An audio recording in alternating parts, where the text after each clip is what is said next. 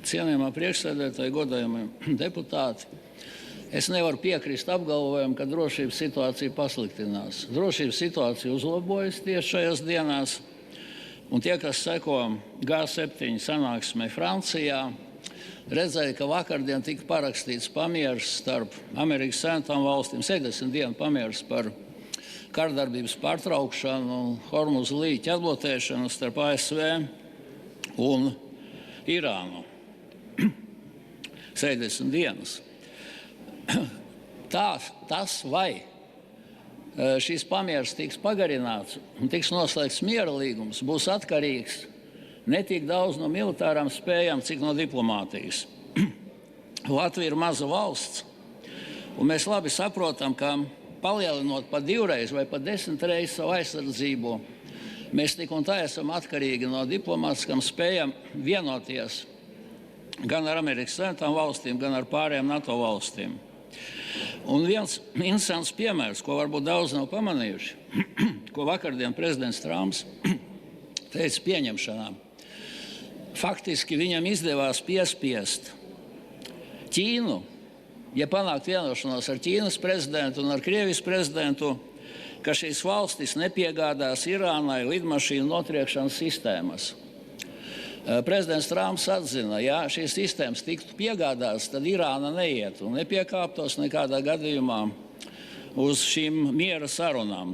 Tas ir piemērs, ka noslēdzot šo 70 dienu pamieru, Amerikas Savienotām valstīm un arī G7 valstīm atbrīvojas gan līdzekļi, gan rokas, lai sāktu stingrāku spiedienu izvērst pret Krieviju, un tas pastiprina, acīm redzot, arī Ukrainas situāciju šajās sarunās.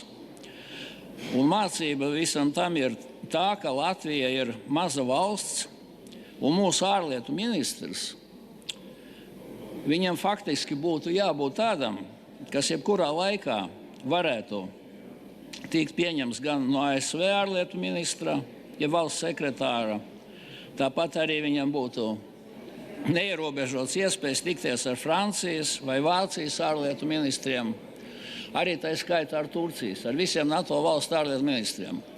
Man jāatzīst godīgi, ka mūsu ārlietu ministrijai ir ļoti vāja diplomātija.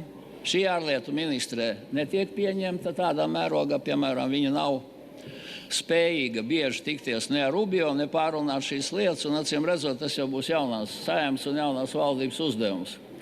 Un pēdējais.